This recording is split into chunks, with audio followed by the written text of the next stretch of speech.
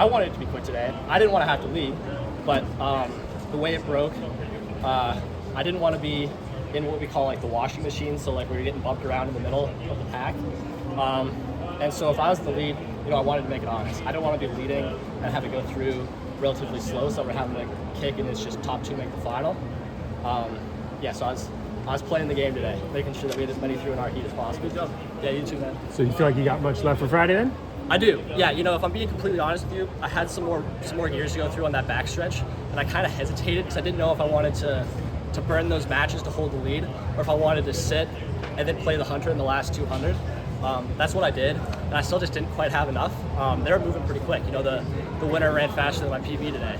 I think that if I am not leading that first 600 and I'm able to save some matches, then I'll be able to execute what I've been working on, which is my last 200. It sounds like maybe from the start you felt like you were kind of between a rock and a hard place. Yeah, a little bit. It was like, do you get boxed in or do you take the lead? My teammate Kadali did a really good job of finding the rail, staying in second or third place, then being ready to close. And so he ran really, really well today. I'm sure that Jerry will be really happy with that. What's it like running with your teammate in the same heat?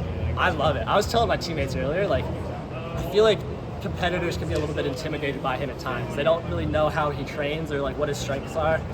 And when you're going up against a 142 guy, that's intimidating. If I didn't know him, I'd be scared as hell going up against Kadali.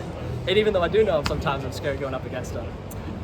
He's unbelievably talented, and so sometimes it's hard to gauge if he's going to go out there and just kill it or messes up his tactics and doesn't have quite the best day. But I feel like we work really well together. Every single race that I've ever ran with him, I feel like we both get the job done. We execute on the day. So today, that's what it was. You took a pretty good fall at the end there. Yeah, he actually, okay? I saw his shoulder. It looked like it was pretty scraped up. He went into medical.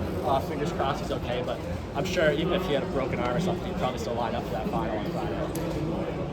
You were talking earlier on Monday just about how you guys Jerry never really pushes you guys to go that fast in practice. Have you ever seen it run that fast? Yeah, we've gone quick a couple times. But yeah, when he hits that top gear and he's really pumping his arms, you can see why he's a 142 guy. He has the turnover, he has the speed endurance, he's really good. He's tough to beat. So I'm gonna have to kind of review the film and then probably play my cards a little bit differently on Friday to see how I can beat him and the rest of the field. You mentioned that you usually go from being the hunter to the hunted today. Yeah. How much did that kind of change your game plan today? Yeah, right. In the moment, you always have an idea of how you think the race is going to go. But in the moment, it usually plays out a little bit differently. And so no matter how a race goes, I never panic. I always try and stay calm and relaxed and just adjust accordingly to make sure that I can optimize my performance on the day. Today, I've made some decisions in the moment that I thought would optimize my performance that probably didn't. In that last 250, I didn't play my cards quite right and ended up not having the right gears at the right time in that last 200. And so, I'm just gonna watch the race film, come up with a new plan for Friday, and get ready for a quick one. Me and Kadali are in really good shape right now. We've done some workouts that were really impressive, and so I know that it's in there. I knew that performance, leading, that was almost a PB for me, and I led the first 600 of it. There's a lot more in there. I can promise you that. You talked about the comfort of running with a teammate. What about the comfort of running on your home track here? Exactly. Yeah, I was saying this yesterday to my teammates and in the interview on Tuesday. I was talking with Joaquim Cruz, who's a former 800-meter runner here at UO, and he was saying that the UO is his favorite place to compete.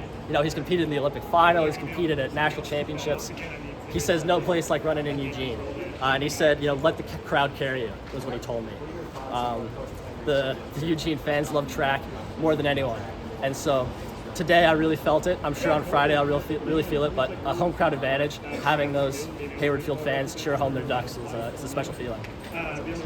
What does the recovery process look like? Yeah, right. I'm going to finish up this interview pretty quick here. Yes, sir. Fluids, proteins, carbs, quick cool down, a flush, get some good food in me tonight. Get just a really good sleep in the next 2 days. And then also it's a mind shift thing, Today, my full goal was just making a semifinal, checking that box to make it to the final. Now that I've done that, now I'm checking boxes in between today and Friday, making sure that I'm as ready as I can be for Friday. And then the last check box will be, stepping on the start line on Friday and getting ready to go. Thank you. Yeah, thanks guys. Have a good one.